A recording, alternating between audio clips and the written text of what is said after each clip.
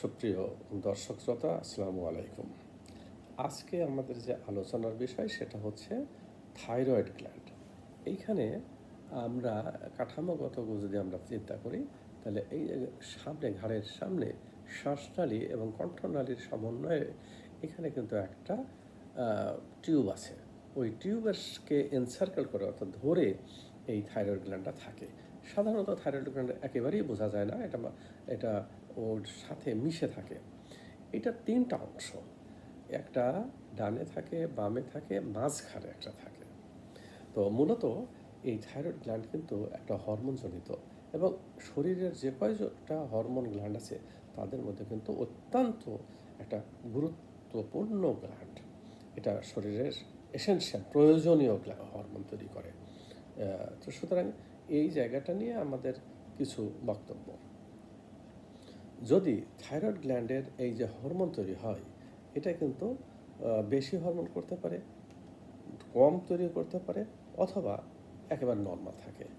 এই বেশি যখন হয় তখন সেটাকে বলে হাইপার, আবার কম যেটা হয় সেটাকে বলে হাইপো, আর যদি নর্মাল থাকে সেটাকে বলি ইউ। সুতরাং আমাদের কিন্তু সাধারণত স্বাভাবিক অবস্থায় ইউথাইরয়েড অর্থাৎ নর্মালি থাকে হরমোন, শরীরের মধ্যে একটা রেঞ্জ আছে, সেই রেঞ্জের মধ্যেই থাকে। আজকে আমরা যে জিনিসটা আলোক করব, এই যে থাইরয়েড যেটা আছে আমরা বুঝতে পারছি না, এটা যখন ফুলে যায়, সোয়েলিং হয়, তখন কিন্তু আমাদেরকে ইংরেজিতে যেটা মেডিকেল টার্মে বলা হয় গয়টার।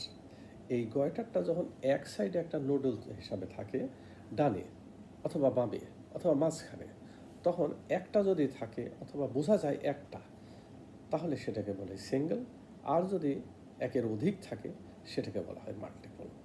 সুতরাং এই মাল্টিপল অথবা সিঙ্গেল যেটাই হোক না কেন, আমাদের কিন্তু এটা তখন ফুলে একটা, প্রথমে হচ্ছে একটা কসমেটিক, চেহারাটা দেখতে ভালো লাগে না, সামনে একটা ফোলা।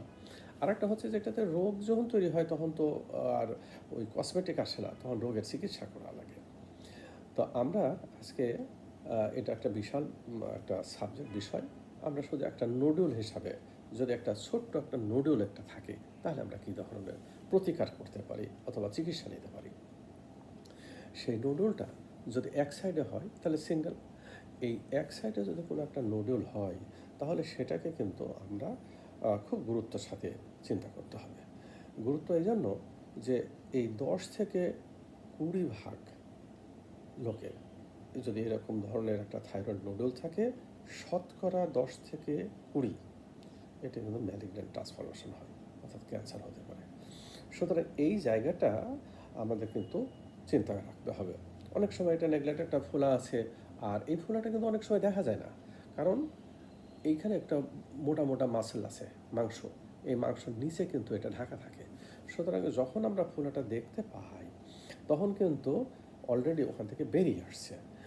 আর অনেক সময় ছোট আছে, এখানে মনে হচ্ছে ছোট, কিন্তু ভিতরে কিন্তু তার অনেকগুলি বড় আছে, যার জন্য এটাতে কিন্তু অনেক সময় শ্বাসকষ্ট হতে পারে, অর্থাৎ প্রেশার দিলে শোয়ার সময় একটু শ্বাসের কষ্ট হতে পারে।